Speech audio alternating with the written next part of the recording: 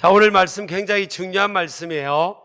좀 난해 구절이에요. 이 말씀은 예수님께서 이 땅에 오신 목적을 말씀하셨어요. 그걸 우리가 누가복음 19장 10절에 보면 잃어버린 자를 찾아 구원하러 오셨다고 그랬잖아요. 우리 인생은 잃어버린 자들이죠. 아담과 하와 이후로 인생들은요, 하나님을 등지고 살고 하나님께 기도하지 않고 예배하지 않고 살아가는 것이 자연스럽게 돼버린 거예요. 그게 이제 죄성이죠, 죄성. 이것도 보면 위로 던지면 밑으로 떨어지는 이제 중력의 법칙이 있는 것처럼 이 죄성의 법이 있는 거예요. 그래서 로마서 8장 1절도 보면 죄의 법이 로마서 7장 마지막 절부터 나를 주장한다. 내가 마음으로는 하나님의 법을 쫓기를 원하지만 내가 원치 않는 내 육신은 죄의 법을 따라 살아간다. 그래서 저와 여러분도요, 예수 믿고 구원받고 용서받은 죄인임에도 불구하고 지금 하나님을 안 찾고 성경을 안 읽는 게 자연스러워요. 새벽기도 안 하는 게 훨씬 좋죠. 우리 저렇게 솔직해서 좋네요. 인간은 아담과 하와가 선악을 알게 하는 나무 실과를 따먹었잖아요. 하나님 의지하지 않고 내가 스스로 독립해 살겠다는 거잖아요. 그 이후로 인간의 삶은요, 비참함이고 불행이고 저주예요. 최초의 인간의 인류의 가정이 아담과 하와 가정이잖아요. 그 가정에 태어난 자녀들끼리 살인이 일어납니다. 하나님을 등진, 빛을 등진 인간은 실패해요. 인간은 안 되는 존재예요. 그래서 우리 하나님은 우리를 구원하기 위해서 하나밖에 없는 하나님의 아들 독생자 예수님을 우리의 구원자로 보내주신 거예요. 자, 두 번째 이 땅에 오신 목적이 뭐예요? 49절에 보면 내가 불을 땅에 던지러 왔노니, 예수님이 직접 하신 말씀이에요. 이 불이 이미 붙었으면 내가 무엇을 원하리요? 자, 예수님이 뭘 하러 오셨다는 거죠?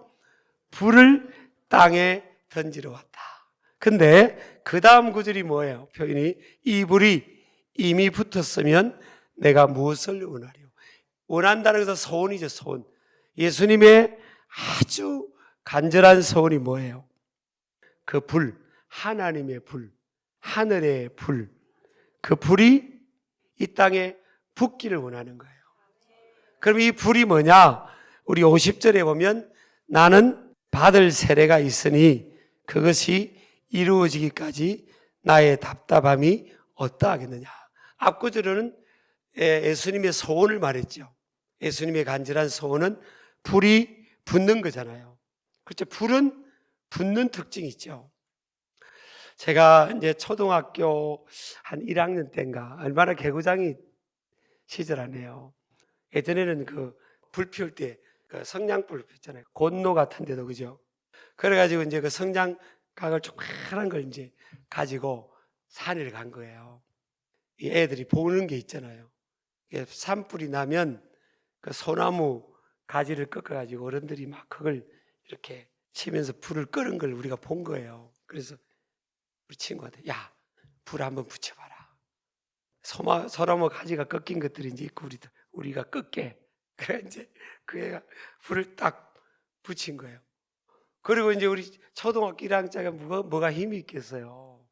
소나무 그 가지를 가지고 턱턱 치는데 이게 힘이 없으니까 턱 치니까 더 퍼져요. 그래가지고 이 불이요, 그 산 꼭대기였는데 불이 막 다 번지는 거예요. 온데 다 번지는 거예요. 우리가 감당할 수 없는, 그렇게 돼요. 막 불은 번지는 성격이 있잖아요. 그래 안 되겠다 해가지고 우리가 다 도망 나와버렸어요. 그 현장을, 왜 잡히면 방화범이 되니까 다 도망갔어요. 각자 집으로 숨은 거예요. 그랬더니 이제 동네 그 이장 아저씨가 막 사이렌을 부르고 뒷동산에 불이 났으니까 빨리 뭐 나다고 삽하고 물 밖에서 하고 다 가지고 불 끄러 오셨는데 왱왱 하는 거예요. 근데 우리는 집에 숨었어요. 집에 어디 숨었는가 하면 저는 예전에는 화장실이 집 밖에 있었잖아요. 마당 끝에 있었거든요. 거기에 숨은 거예요. 그 보니까 불이 막 올라가요. 그래서 불이 끄긴 껐어요. 근데 아직 그 방화범이 안 잡혔어요. 이 성경 이 부분을 읽다 보면 꼭 그때 생각이 나요. 근데 우리 예수님의 마음이 답답하다잖아요. 50절에 나의 답답함이 어떠하겠느냐. 예수님께서 받을 세례가 있는데 앞에는 하나님의 불을 말씀을 하시고 그것이 이루어지기까지 그 하나님의 성령의 불세례가 사람들에게 부어지고 그 사람 때문에 막 번져가는 그것이 이루어지기까지 예수님의 손이 뭐라는 거예요. 하나님의 불세례가 임해서 그것을 통해 또 다른 사람이 불을 받고 번져가는 이것이 이루어지기까지 나의 답답함이 어떠하겠느냐. 하나님이 예수님이 원하시는 만큼 이 불이 번져간다는 거예요? 안 번져간다는 거예요? 안 번져간다는 거예요. 제가 그래서 성결교 시대라는 거예요. 이게 여러분 우리 성결교는 사정복음이 중생, 성결, 신유절입니다. 이 중생은 신생이에요. 신생. 예수님의 생명으로 다시 태어나는, 아기가 태어나는 단계, 믿음을 갖고 예수 생명이 들어온 단계예요. 그래서 이제 중생이라고 하죠. 성결은 뭐냐? 그냥 깨끗하게 사는 게 아니에요. 이게 그것은 덤으로 따라온 열매예요. 사정복음의 성결은 뭔가 하면 성령의 불세를 받는 거예요. 성령 세례를 받는 거예요. 이제 예수님을 모르던 사람이 자연인이, 영적 자연인이 예수님을 마음에 영접하고 이제 예수 생명이 들어갔잖아요. 그리고 그게 끝이 아니에요. 두 번째, 성령의 세례를 받는 거예요. 성령 체험을 하고 성령의 불세례를 받는 거예요. 예수님의 제자들을 보면 예수님이 그랬잖아요. 마지막 최후의 만찬을 식사를 하실 때 고난에 대해서 말씀을 하시고 그리고 나서 예수님 뭐라고 하셨어요? 너희들이 다 나를 버릴 것이다 그랬어요. 그때 제자들이 굉장히 깜짝 놀라고 마음이 서운했을 거예요. 왜냐하면 너희들이 다 배반할 거라고 하니까. 그때 베드로가 대표로 일어났겠죠. 예수님, 무슨 그런 서운한 말씀을 하세요. 설령 동생들이 예수님을 배반할지 몰라도 나 베드로는 절대 예수님을 배반하지 않을 겁니다. 오히려 예수님 죽는 데까지 내가 따라가겠습니다. 얼마나 의리가 있는 고백을 한 거예요. 그때 예수님께서 베드로야, 너밖에 없구나. 너밖에 없구나. 이렇게 표현을 하셔야 되는데, 반응을 하셔야 되는데, 베드로야, 너는 오늘 밤 다 굴기 전에 3번이나 나를 부인할 거다는 거예요. 그 예수님 말씀대로 됐잖아요. 그때가 시점으로 보면 이 예수님의 제자들이 예수님과 함께 3년 이상 예수님과 함께 훈련받고 말씀 듣고 동고동락하면서 훈련을 받았던 사람들이에요. 근데 다 도망가 버렸다고요. 예수님 잡히실 때 다 도망갔어요. 제가 목회를 해보니까요, 성령 받지 않으면 세상을 못 이겨요. 성령 세례를 받아야 돼요. 교회를 들어와서 예수님을 구원자로 믿고 영접을 시켜서 그게 끝나면 안 됩니다. 성령 받게 돼요. 성령이 세례가 임하면 또 방언도 나오고 은사도 나타나고 그러잖아요. 그거 안 하면 다 도망갑니다. 똑같더라고요.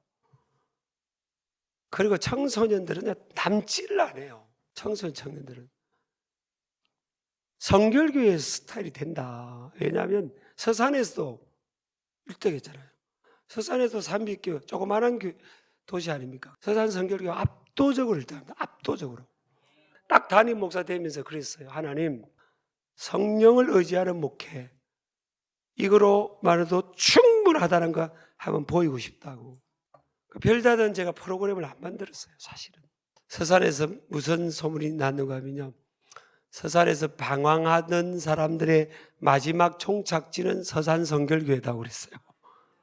저쪽 동네에서 뿔 달려가지고 물뜻 받고 분란을 일으켰던 사람도 이상하게 서산 성결교회에 오면 순한 양이 되는 거예요. 여러분 이제 우리 신길교대 보면 굉장히 뜨겁습니다. 애들도 다 방언하고요. 거의 후배들이 잘 모르더라고요. 성결교회 목회 스타일이요, 먹혀요. 근데 예수님의 제자들이 나중에 어떻게 돼요? 다 순교하잖아요. 똑같은 사람인데 다른 사람이 됐어요. 그래서 사도행전 2장에 성령의 불세를 받잖아요. 마가의 다락방에서. 그리고 사람들이 바뀌어버려요. 정인이 되는 겁니다. 죽음 앞에도 물러가지 않고 예수님의 복음을 전하다가 순교하죠. 제가 여의도 순복음교회 한 10번 이상 집회를 갔어요. 초청을 서울로 간 이후에. 그래서 그분들이 그러더라고요. 순복음교회보다 더 순복음 스타일의 목사님이시라고 그러더라고요. 난 거기에 대해서 내가 동의 안 했어요. 내가 그래서 조용기 목사님이 목회 천재이신 조용기 목사님이 우리 거 가져갔잖아요. 내가 그랬어요. 우리 거 사종복음을 가져가가지고 하나님의 축복을 딱 붙여서 오중복음이라, 그분 비상하거든요. 성령 충만 받으면 머리가 비상해집니다. 그리고 오중복음을 가져간 거 아니 우리 거다고 내가 그래서 우리 거다고. 제가 수목 금토 4일 집회를 했거든요. 작년에. 권사님들 집회는 12,000명이 모여요. 12,000명. 이 광주는 이게 우리나라의 중심이라서 뭘 말해도 놀라지를 않아요. 여러분, 우리가 어저께 그랬죠. 제가 각인의 분량들 스케일을 넓혀야 돼요. 우리 교단은요, 참 제가 볼 때는 목사님도 장로교, 감리교, 심내교, 순복음보다 훨씬 좋아요. 딱 혼자를 떼놓고 보면. 끝까지 들으세요. 장로님들도 딱 개별적으로 떼놓고 보면요, 굉장히 순수해요. 목사님들도 굉장히 목사님 같고. 제가 이제 서울과 많이 어울리잖아요. 근데 뭐가 지금 문제냐 보면 본 게 없는 거예요. 저를 포함해서.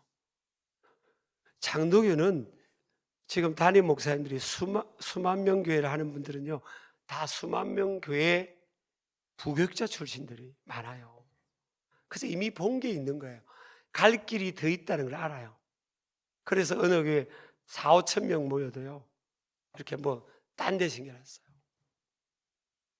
우리는 다 각계 전투를 한 거 아닙니까? 상가에서 개척하고 어디 그냥 다 맨 땅에 헤딩한 거예요. 우리는. 그러다 보니까 어디까지 더 가야 되는지를 몰라요. 그래서 여러분, 우리 교회가 참 중요해요. 우리 교회가 더 부흥이 돼야 되잖아요. 근데 지금 요즘 서울 장안에 그런 목사님들 세계에서 그런 말이 있어요. 초교파적으로. 서울의 동쪽은 오륜교회가 제일 핫하고, 지금 서울의 서쪽은 신길교회가 제일 핫하다고 그래요. 불만 있어요? 진짜 그래요. 우리도 그냥 매년 1,500명 이상이 새가족들이 등록을 해요. 그러니까 적게 오는 게 아니잖아요. 한 해에 그렇게 이 어려울 때 그러거든요. 근데 가만히 보니까 우리는 진짜 성결교 스타일이고요. 진짜 이런 말씀대로. 그러니까 애들이 어릴 때 여러분 한번 내가 한번 초청할게요. 합니다. 옛날에 기도원 같았습니다. 그래서 저절로 은혜 받아요. 저절로 불이 임하고 퍼지고, 솔직히 그래요. 그러니 교회가 전혀 잡음이 없어요. 우리도 한때 우리 신길과 많이 싸웠던 교회로 유명했잖아요, 사실은.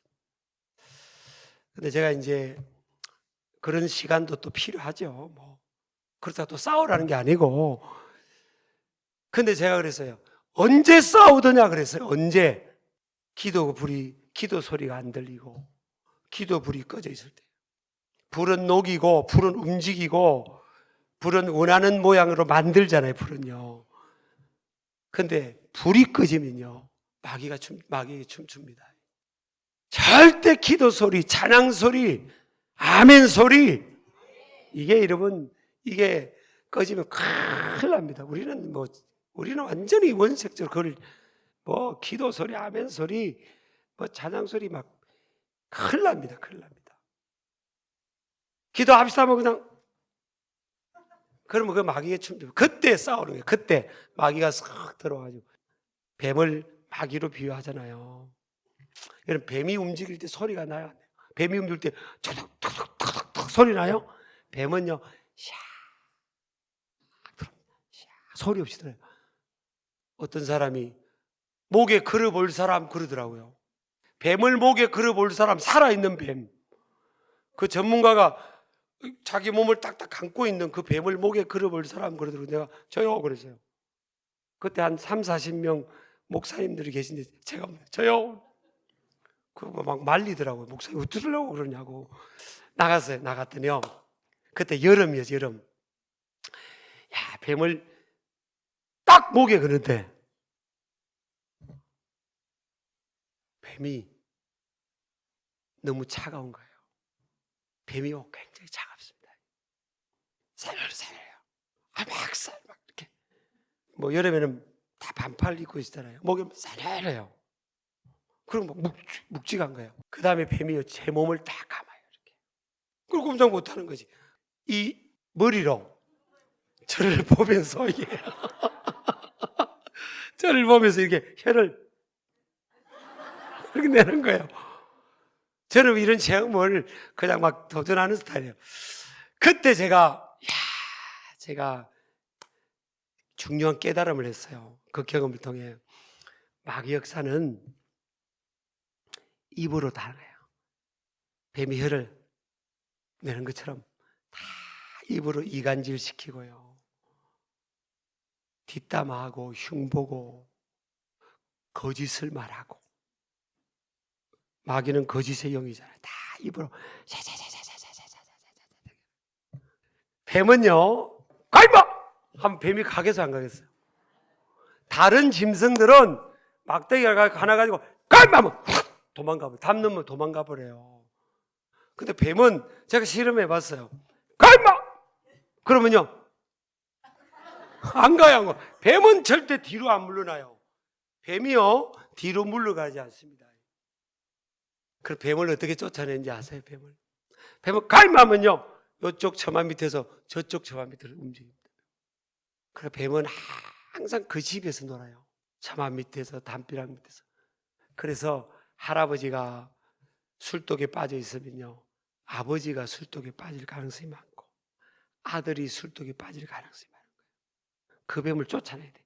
예, 할아버지가 바람 피우면요 아들이 바람 피우고 그 다음에 손자가 바람 피우고 할아버지가 도박에 빠지면 아들이 빠지고 손자가 빠질 가능성이 많은 거예요.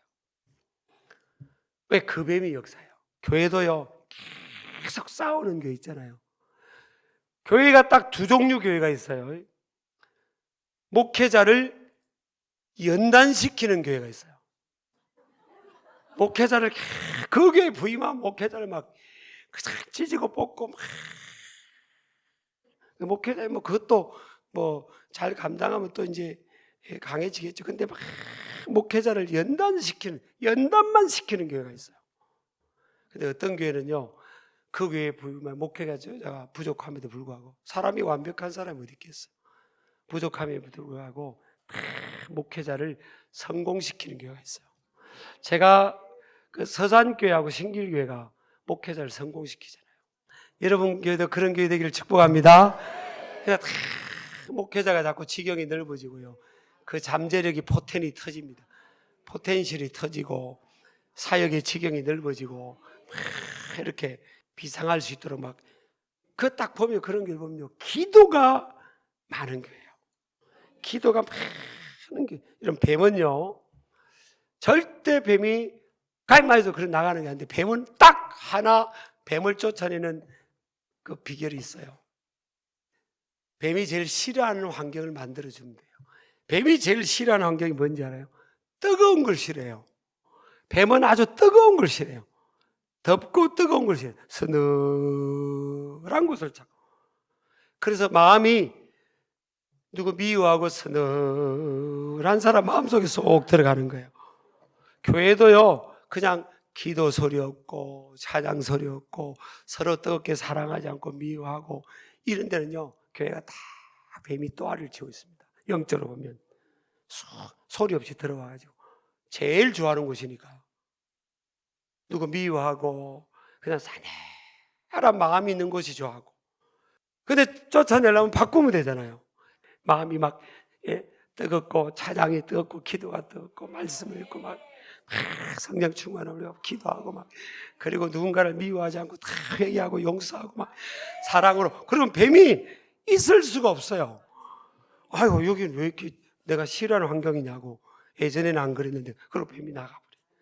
교회도요 찬양하고 막 기도하고 죄야 부르짖고 막 방언하는 사람 방언 기도도 많이 하고 막 하면 뱀이 거기 못 있어요. 천국이로 돼요. 그래서 우리 신기일교 되면 천국이 천국. 막 진짜 천국 같아요. 지상 천국이 있다면 그런 분위기예요. 완전히 바뀌었어요. 다 나가버렸어요. 제가 부임하고 6개월째 그걸 봤어요. 매일 새벽 막 기도하는데 막 새벽에 와 기도하는데 어마어마한 뱀들이 쫙 우리 신교에서 다 나가는 걸 본 거예요. 제 눈에만 보이는 것 같아요. 그래가 완전히 지상천국처럼 너무 행복한 공동체가 된 거예요. 그거밖에 없어요. 예수님이 마가복음 9장 29절에 929죠. 9장 29절에 뭐라고 해서 이런 기도 외에는 이런 유가 나가지 못한다 그랬잖아요. 그래서 제가 새벽 기도하고 기도해야 된다.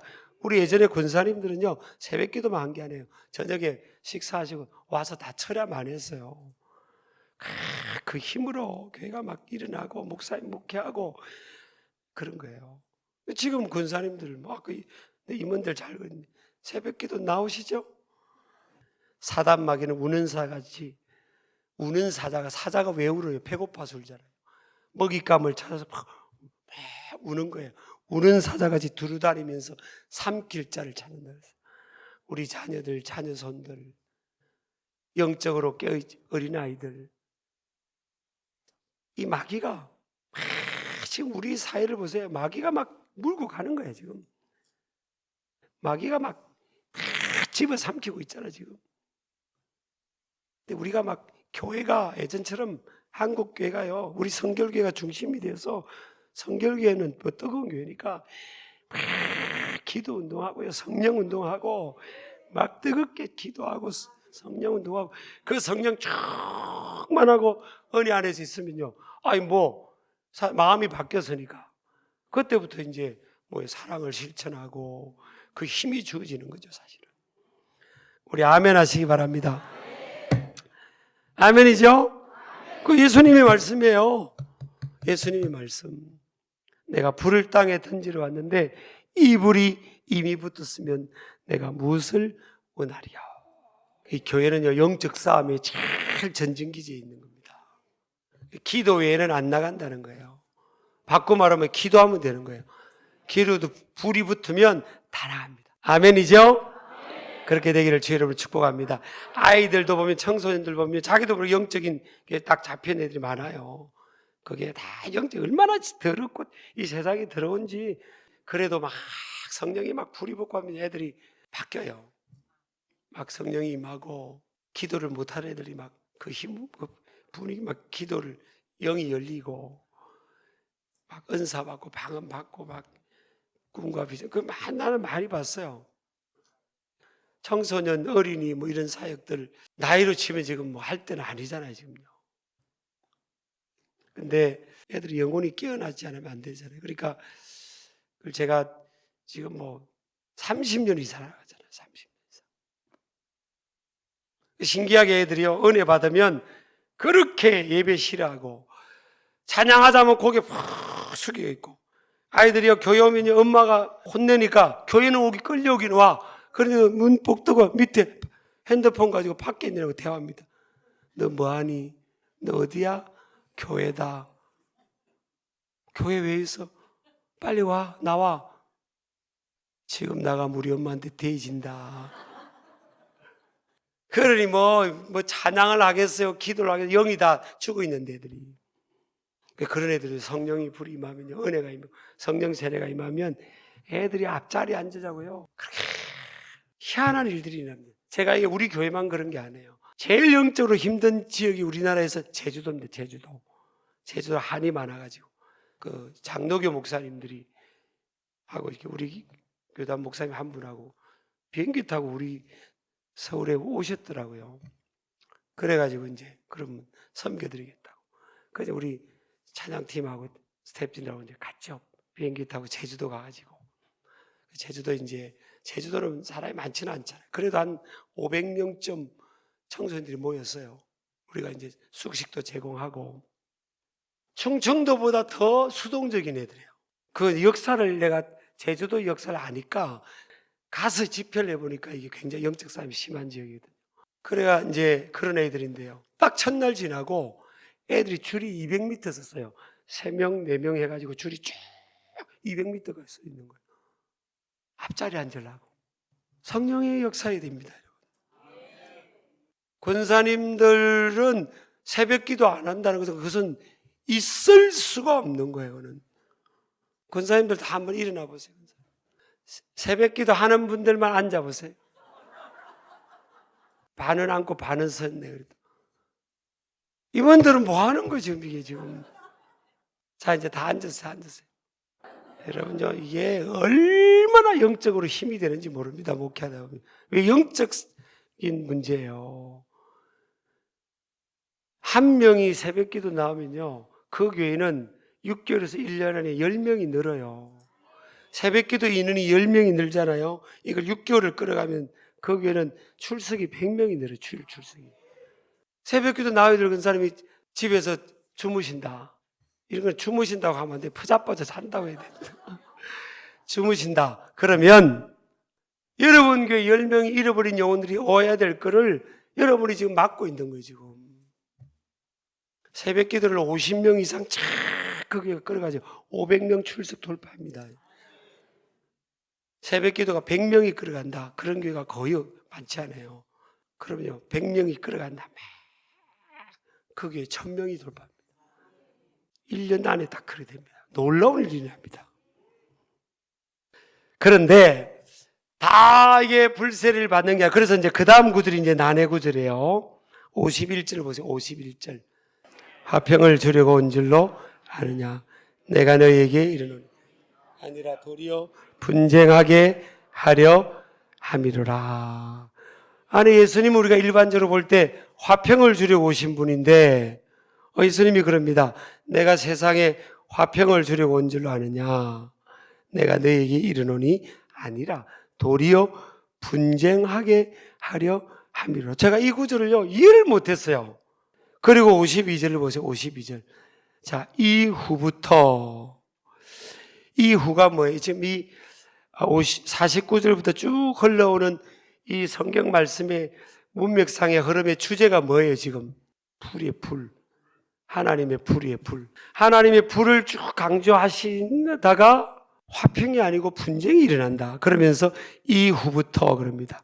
이후가 뭐예요? 하나님의 불이 누군가에게 임한 후부터, 예수님이 땅에 던지러 온 그 불을 누군가가 받은 후부터 이럽니다.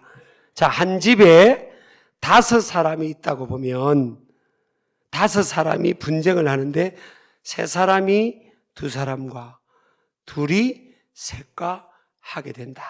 또 53절에 보세요. 아버지가 아들과 아들이 아버지와, 아니 아들이 아버지하고 분쟁하면 돼요, 안 돼요? 안 되죠.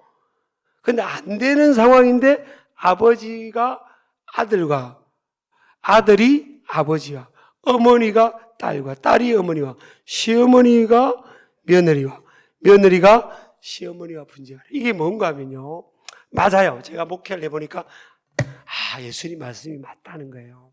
제가 이제 목회하다 보니까 부부가 있었어요. 근데 이 부부가 교회를 나와요. 40대 부부였어요, 그 당시에. 근데 이 부부의 낙이 뭔가 하면 1부나 2부 일찍 예배를 드리고 이 부부가 아이들 데리고 떠나자. 그 차 안에는 공구가 있어요. 낚시하는 공구, 그리고 매운탕 끓여 먹는 공구, 그게 다 갖춰 있는 거예요. 그걸 가지고 이제 가서 가족들이 고기를 잡아가지고 그 남편이요, 우리가 맥가이브라고 불렀어요. 손재주가 좋아요. 그래서 매운탕도 잘 끓이고 회도 잘 치고, 그 이제 아이들하고 가서 이제 바닷가에서 탁 텐트 치고 매운탕 끓여서 딱 그거 먹고 저녁 때 집에 돌아오는 그 낙으로 사는 거예요. 그런데 그 남편이 삼성을 다녔어요. 삼성 석유화학을 다녔거든요. 근데 그 삼성은 이제 아파트를 주잖아요. 제가 이제 우리 부목사님하고 신방대원들하고 그 아파트에 신방을 갔다가 딱 가는데 아파트에서 홈이 하나 들고 여성도님이 밖으로 나오는 거예요. 아파트에서 현관 거기서 밖으로 나와요. 그래서 우리하고 마주친 거예요. 아이고 자매님 어디 가시냐고 그랬더니 호호호 웃으면서 아파트 뒤에 텃밭을 이렇게 만드는데 그 호미로 그 텃밭을 이제 그 좀 가꾸러 간다는 거예요. 그래서 내가 그랬어요. 텃밭 가꾸는 거 뭐 그런 거 있고 빨리 따라 들어오라고. 그 집에 신방 갈 계획이 아닌데 그냥 들어오라. 네? 그래. 빨리 가서 예배 드리자고 빨리 들어오라고. 그래가지고 신방대들 막 뜨겁게 찬양, 예수님 찬양하고 막 말씀을 잠깐 주고 막 찬양하고 안수기도를 했는데 자매는 펑 쓰러진 거예요. 그걸 막 자기 방을 막 뒹굴더라고요. 그러더니 이분이 은혜를 받아버린 거예요. 신방 예배에서 은혜를 받았어요. 성령 세례를 받은 거예요. 은혜를 받았으니까 같은 신방 대원들이 새가족 팀에 오세요. 뭐 교사하세요. 그러니까 이제 이분이 은혜를 받고 단번에 바뀌어요. 그전에는 뭐예요? 주일날 일찍 예배드리고 놀러 가는 게 낙이었잖아요. 그런데 영적인 은혜를 받아보니까 단번에 새가족 팀이 와서 봉사하죠. 네. 교사도 한번 해보세요. 네. 주중에 그런 일이 있고 나서 주일이 됐어요. 그러니까 남편은 이제 여러 때마다 다름없이 루틴으로 이제 다 공구를 챙기는 겁니다.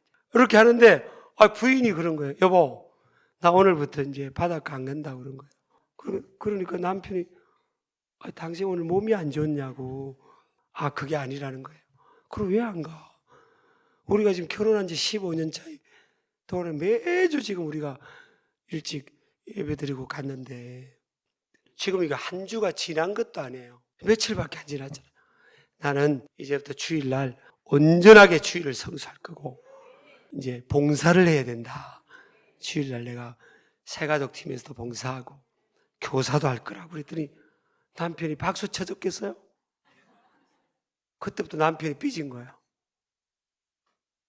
그러니까 은혜 받으면요, 두 사람이 다 은혜 받으면 괜찮은데 두 사람 중에 한 사람이 은혜 받잖아요. 그럼 그때부터 안 맞아져요. 그전에는 맞았잖아요. 근데 그거는 뭐 위장된 평화예요. 근데 한 사람에게 하나님의 은혜 불이 임하니까 그때부터 안 맞는 거예요. 가는 길이 달라요. 삶의 우선순위가 뭔지 완전히 세계관이 바뀌는 거예요. 저는 그 집안이 분쟁이 일어난지를 몰랐어요. 부인이 저를 찾아왔어요. 목사님, 우리 남편이요, 제가 주일날 일부 예배 드리고 바닷가 놀러 안 간다고 2달 동안 말도 안 하고 삐지가 말도 안 한대요. 어떻게 남자가 또 삐져서 2달 동안 말도 안 하고. 그래서 목사님 어떻게 하면 좋을지 모르겠어요 그러더라고요. 목사님 어떻게 하면 좋겠어요 그러더라고요. 자매님, 목회자가 어떻게 말할 거를 알지 않냐. 그 바닷가 한 번 더 따라가면 그 다음부터 그럼 주일을 온전히 성수하고 남편도 봉사하겠어요? 그런 말은 내가 안 붙였지만, 그러니까 내가 무슨 말을 어떻게 할지 알지 않냐고. 믿음으로 이겨야 된다고.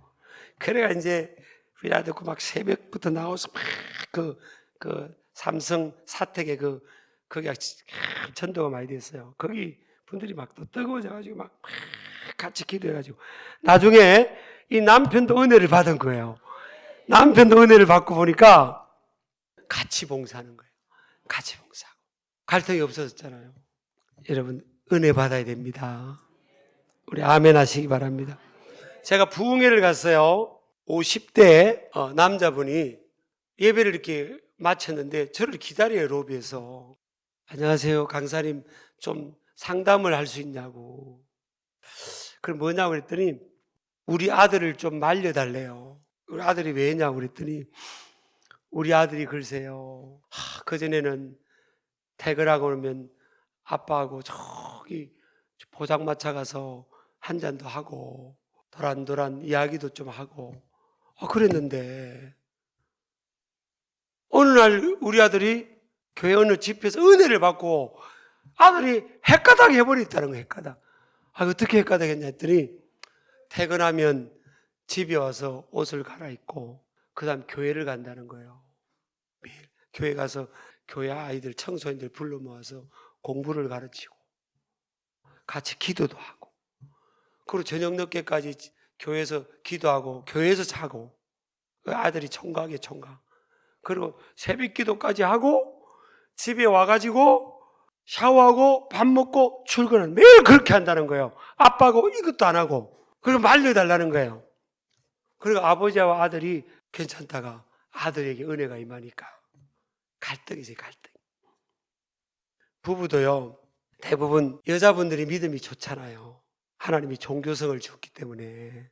근데 어떤 가정은 남편이 믿음이 좋은 가정이 있어요. 아브라함 가정은 남편이 믿음이 좋잖아요. 그게 하나님께서 아브라함에게 어려운 숙제를 내준 거 아니에요.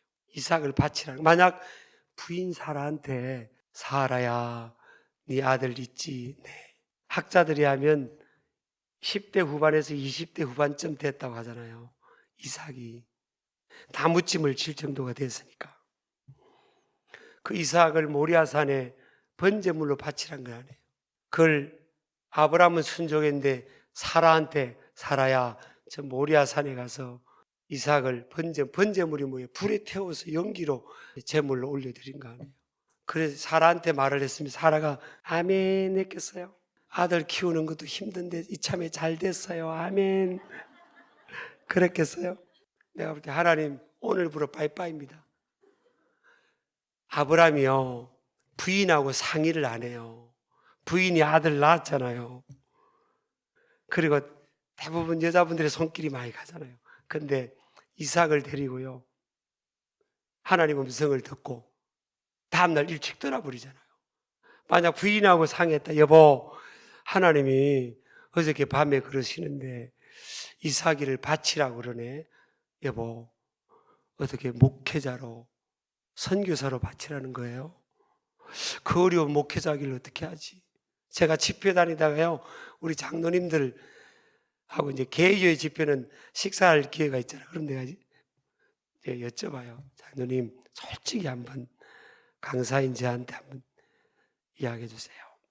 장로님 자녀분이 목회자기를 간다면 기쁘겠어요? 할 수 있으면 안 갔으면 하겠어요? 그때 10분 중에 7에서 8분 장로님들은요 장로님들 다 믿음이 좋은 분들이잖아요. 근데 10분 중에 7, 8분은 사실 강사님 우리 아들이 안 가면 좋겠어요. 왜요? 그러더니 어렵잖아요. 근데 사라한테 목회자로 뭐 선교사로 가는 것도 아니고 번제물로 제물로 바쳐서 불에 태워서 죽여서 연기로 하라고 한다네 하고 남편 아브라함이 의논했으면 부인이 뭐라고 했겠어요? 바로 이 영감탱이야. 노망이 들어가지고 난리 났을 거 아니에요. 그죠? 그래서 의논을 안 하고 가잖아요. 아브라함이 이게 안 맞는 거예요. 신앙생활도 보면요 신앙이 좋은 사람들이 주도권을 쥐어야 돼요. 우리 부부도 그럽니다. 우리 부부도 이제 우리도 이번 주 맥주 감사주일 아닙니까? 그러면 이제 기도하잖아요. 하나님 얼마를 헌금을 해야 될까요? 그럼 만약 액수가 안 맞았다. 서로 간의 액수가 안 맞았다. 그러면 어떻게 해야 되게요? 어디 쪽으로 맞춰야 되겠어요? 많은 쪽으로 맞춰야 돼요? 적은 쪽으로 맞춰야 돼요? 여보 요즘 어려운 때 세일도 하는 시대니까 우리 DC 하자. 적은 쪽으로 맞춰야 돼요? 많은 쪽으로 맞춰야 돼요? 많은 쪽으로 맞춰야죠. 우리 부부는 그런 원칙이에요. 근데 거의 기도해보면요 거의 감동이 맞아요. 거의 우리도 매 범사에 하나님을 인정하라 했잖아요. Acknowledge you are God in all ways 그랬잖아요. 그럼 뭐라고 했어요? God will make your path straight. 너의 길을 지도한다. 이게 뭔가 하면요, NIV 성경을 보니까 너의 길을 지름길로 만들어주겠다. 매사에 범사에 하나님을 인정하면, 하나님을 나의 하나님으로 인정하면 우리 길을 지름길로 만들어주겠대요. 불순종하고 원망불평하고 불순종한 이스라엘 백성들은 40년 동안 광야 생활했잖아요. 하나님의 뜻이 이스라엘 백성들이 40년 동안 광야 생활하는 것이 하나님의 계획이 아니었어요. 홍해를 건너자마자 요단강 입국 가데스 바네아까지는 10하루길이었다 돼 있잖아요. 신명기 1장 2절에. 이집트에서 지금 요즘은 이집트에서 이스라엘 입국까지 지름길로 뭐 반응이 있을 때까지는 정말 나도 운동 부족인데 운동 좀 하죠 뭐 이렇게. 근데 얼마 걸렸어요? 40년 걸리고도 들어가면 되는데 애굽에서 나왔던 20세 이상 다 성인들은요 못 들어가서 여호수아 갈렙에는 못 들어갔어요. 맨날 불평하고 원망하고 그거 들어가면 다 죽는다고 안 믿으니까. 하나님 말씀 듣고 말면 안 되고요. 이 사고를 이 스피릿을 다 바꿔야 돼요. 항상 하나님께 여쭤봐야 돼요. 저분을 섬기는 삶이 돼야 되는 거예요. 신앙생활이든 헌금생활이든 삶의 중요한 어떤 문제를 결정할 때든 하나님께 기도하고 목사님께 기도 부탁하고 딱 응답받고 해야 될 거 아니에요. 응답받고. 여전도끼도 뭘 해도요 예산 가지고 하려면 안 돼요. 가진 돈 가지고 성경에 너 가진 돈 가지고 하나님 일하라는 구절이 어디 있어요? 홍해가 갈라지고 그리고 요단강이 갈라지면 그때 건너가라 그런 구절이 어디 있어요? 믿음으로 요단강물을 밟을 때 갈라지는 거지. 그러니까 뭐 연합회도 하는 거 보면 아유 속곱장 나는 것 같아. 가진 돈 가지고 우리 뭐 할까 이거 가지고 이러고 있잖아요. 가진 돈 가지고 우리 뭐 할까요? 요거 가지고 뭐 할까요? 아 그게 어떻게 하나님 방법이에요? 같이 기도해서 하나님께 한 해 동안에 우리 연합회를 통해서 또 우리 여전도회를 통해서 우리 교회를 통해서 하나님이 뭘 하기를 원하시면 그걸 놓고 지금 예산이 안 돼도 그걸 놓고 하나님 도와주세요. 채워주세요. 믿음 주세요. 하나님 역사해 주세요. 그렇게 기도할 때 하나님께서 채우시는 기적을 경험하고 도와주신 역사를 경험하는 거지. 뭐 돈 500만 원 있으면 이 500만 원 가지고 이 500만 원 가지고 일하라는 게 뭐 있어요? 이 수련회하고 만약에 헌금 하면 하나님이 받으신 거고 헌금은 그리고 그걸 가지고 이제 연합해서 이렇게 뭘 하나님 기뻐하는 걸 하려고 하는 거 아니에요? 그죠? 그렇게 하는 게 하나님 방법이 아니라니까. 하기 전에 올해 우리는 예를 들어서 우리는 어려운 교회, 지방에 있는 어려운 교회, 만약에 20교회가 있다. 어려운 교회 20교회 한 교회당 우리가 500만 원씩 후원하겠다. 이렇게 기도하면서 목표를 세웠단 말이에요. 그러면 500만 원씩 20교회면 얼마예요? 1억이죠. 어이구 1억이 돈이 있어야지. 하나님이 주셨잖아요. 목표를. 그러면 우리 기도합시다. 1억. 하나님 1억이 필요합니다. 도와주세요. 막 도와달라고 하는 거예요. 그러면 하나님이 그럴 거예요. 왜 나를 괴롭히니? 니들이 할 수 있으면서 왜 괴롭혀? 그럴 거예요. 1억이야 뭐 임원들이 남전도에 뭐 여전도에 임원들이 한 사람당 1,000만 원씩만 해도 뭐 10명만 하면 뭐 1억 되는 거 아니에요?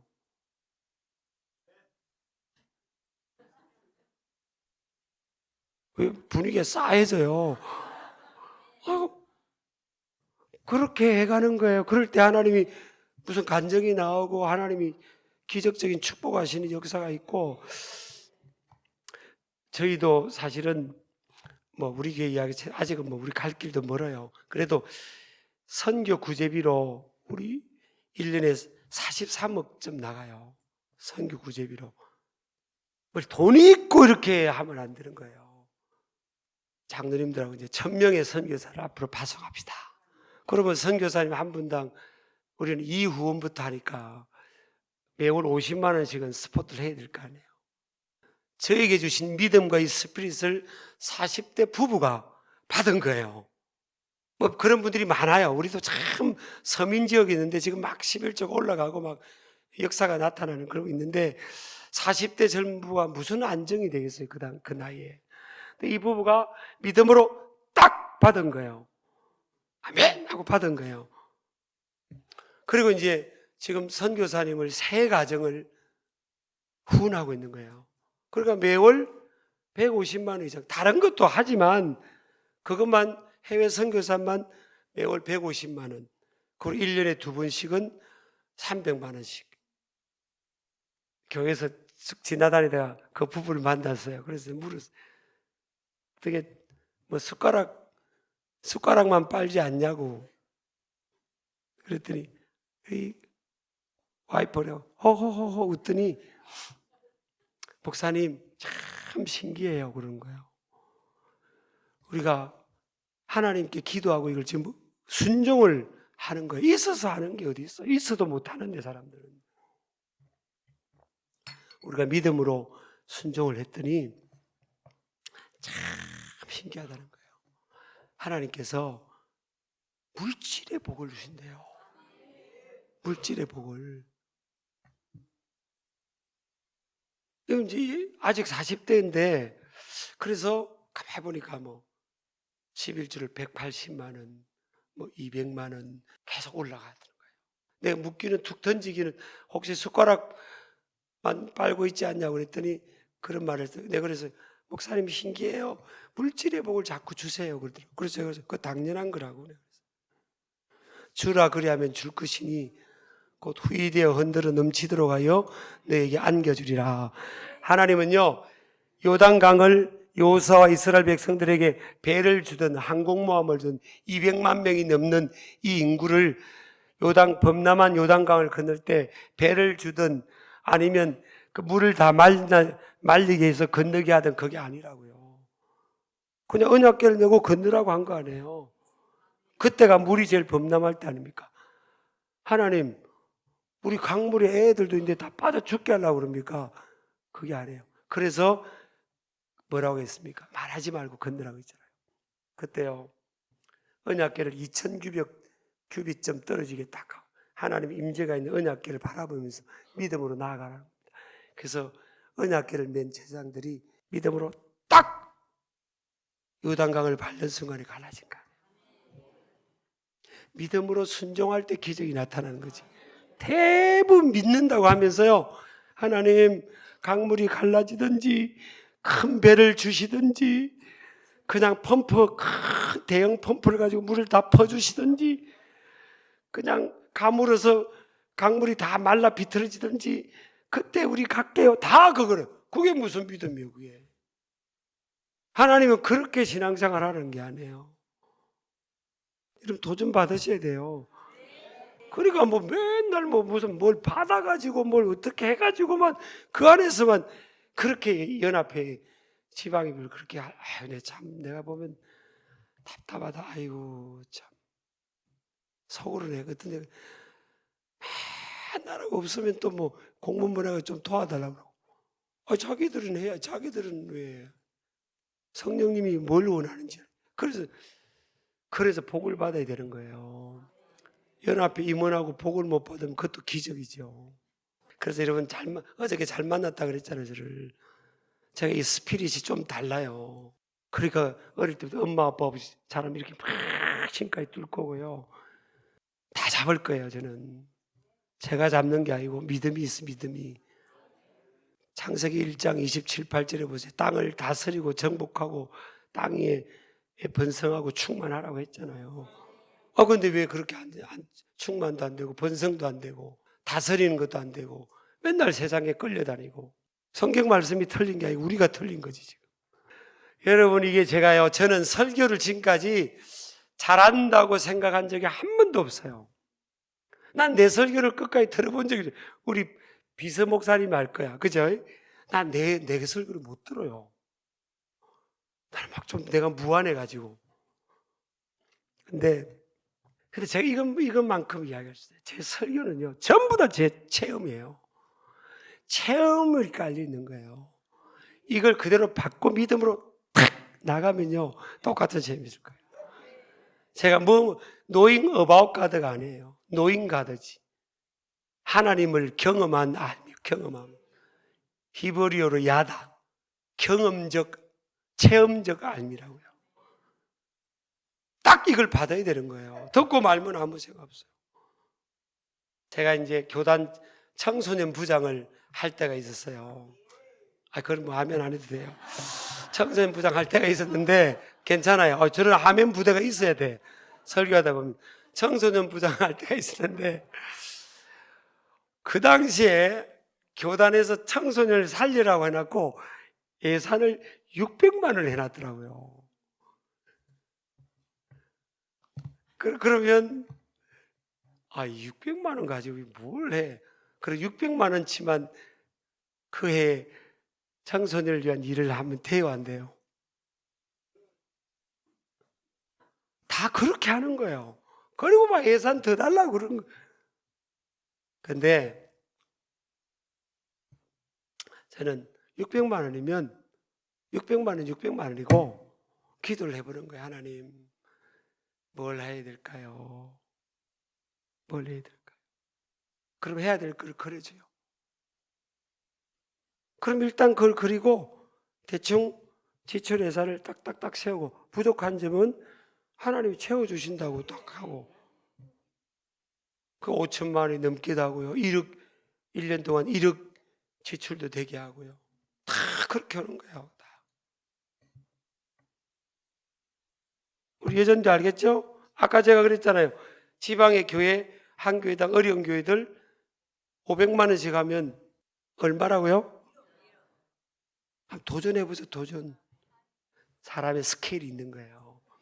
이 스케일은요, 자기가 넓히는 거예요. 하나님 한 거. 그냥 넓혀가는 거예요. 스케일을 넓히는 거예요. 다윗이 성전 건축 원금을 얼마를 드린지 아세요? 70kg 되는 남자 5만 명의 분량의 금을 드렸어요. 그게 우리나라 돈으로 지금 제가 환산을 해보니까 8,100조더라고요. 우리나라 전체 예산이 한 6, 700조 되죠. 약 10배, 10배. 다윗이 그만큼 복도 받았어요. 또 그만한 그릇도 되는 거예요. 솔로몬에게 그랬어요. 나는 이렇게 준비했으니까 너를 위해 너도 더해서 해라 그랬어요. 막내 아들, 8번째 막내 아들 다윗이었고요. 7명의 형들에게는 막내 동생 아닙니까? 그 형들이 다윗을 이해를 못했어요. 이 다윗의 이 스케일과 그래서 다윗을 오만하다고 그랬어요. 골리앗 앞에 붙는다고 하니까 네 오만함을 알았다 그랬잖아요. 형들이. 요셉도 10명의 형들이 요셉에게 뭐예요? 개꿈 꾼다고 했어요. 꿈꾸는 자가 온다는 것은 좋은 의미가 아니었어요. 그 당시는. 저 맨날 개꿈이나 헛꿈 꾸면 우리 동생 온다고 그래서 이름도 안 불렀다고요. 근데 그 믿음의 스케일이 있고 은혜가 있는 요셉을, 다윗을 형들이 이해를 못했어요. 오늘날도 마찬가지일 거예요, 여러분. 제가 이런 설교하면 이해를 못하는 분도 있을 거예요. 이해가 안 되면요, 그냥 계세요. 안에 믿음으로 따라오시든지. 여러분, 은혜 받고요, 거룩한 갈등이 생길 거예요. 그러면 믿음이 좋은 사람, 은혜가 있는 사람, 하나님의 은혜에 부리는 사람 쪽으로 따라가지는 거예요. 그래서 교회는 목사님이 기도하고 이렇게 합시다 하면요, 장로님들이 받쳐주고 전 교인이 받쳐주는 교회는 무조건 부흥성장한대. 목사님이 이렇게 하자고 했는데 교인들이 못해요, 우리는 없어요, 안 될 것 같아요, 이러면 안 돼요. 그래서 되는 교회는요, 부흥하는 교회는 제가 가르칠까요? 단순합니다. 부흥하는 교회의 특징 보면요, 목사님 기가 살아있어요. 목사님만 목사님 힘내세요. 거기 목사님이 기가 살려면요, 목사님이 기도하고 하고 싶은 대로 하게 내버려 둬야 돼요. 목사님이 하고 싶은 대로 막 내버려 두는 교회는 됩니다. 근데 자꾸 못하게 하고 뭐 없다고 이러면 안 돼요. 몇 번 하다가 그냥 브레이크 걸리면요, 안 해요, 목사님들이. 그래서 그런 저는 아무것도 안 하면 아무 일도 일어나지 않는다. 제가 아까 새벽기도 어디를 인도를 했는데 거기 재래시장이 있더라고요. 저는 그 재래시장하고 지역사회에 10국을 코로나 때 3년 동안 10국을 거기에 투자를 했어요. 교인들이 노방전도 하는데 저한테 한 4, 5페이지에 지역사회 어떤 사람이 익명으로 편지가 온 거예요. 일일이 손편지를 써가지고, 왜 신길교회가 길에서 전도지를 뿌리냐고, 그 싸우는 교회 아니냐고. 이게 편지가 온 거예요. 제가 부임한 지 몇 달 안 됐는데 이걸 딱 보는 순간 이게 지금 지역사회 이미지가 안 좋은 거잖아요, 교회가. 이걸 딱 접수를 하고 이거 지역사회 이미지를 바꿔야 돼. 근데 이제 코로나 때 기도하는데 지역사회 교회를 세우라. 예수 믿지 않는 사람을 교인으로 생각하고 섬기라고 딱 저에게 방향을 줬는데, 코로나가 올 줄을 아무도 몰랐고 예산도 뭐 10원도 세운 것도 없는데 어떻게 해야 되겠어요? 그러면 그 감동대로 순종해야 돼요? 안 해야 돼요? 남의 일은 이렇게 쉽게 대답해요. 제가 뭘 할까 했더니 재래시장을 섬겨라. 또 어려운 교회들에게 임대를 내주라. 어려운 교회들. 그리고 한부모, 아빠들 엄마들 혼자 애를 키우는 한부모 가정, 영등포 850가정이더라고요. 그들 도와주라. 그런 일들을 이제 계속 주시더라고요. 그래서 우리가 5차, 6차 계속 했어요. 그래서 한 18억 9천, 정확하게 18억 9천일 3년 동안 주민 거예요. 지금은 지역 주민들이요, 어느 교회를 가야 될까요? 이사를 오면요, 어느 교회에서 어느 교회. 제 입으로 또 그런 말 하기는 좀 그러긴 한데 팩트긴 팩트예요. 그 못 사는 동네. 그래서 지금 이제 국무총리도 나오잖아요. 완전 그도 국회의원도 아니고 밑바닥에 있는데 다 그 돈을 주시더라고, 하나님이. 기가 막히게. 교인들이 막 헌신하고 그 어렵게 사는 분들이. 제가 그래서 어저께 듣고 말면 아무 일도 안 일어난다고요. 말씀을 듣고 믿음으로 순종하면 이제 쓰죠. 하나님 말씀대로 산다는 게 쓴 거예요. 근데 그때 역사가 나타나. 우리 아멘 하시기 바랍니다. 자, 우리 한번 다 일어나셔서요, 살아계신 주 한번 찬양합니다. 살아계신 주.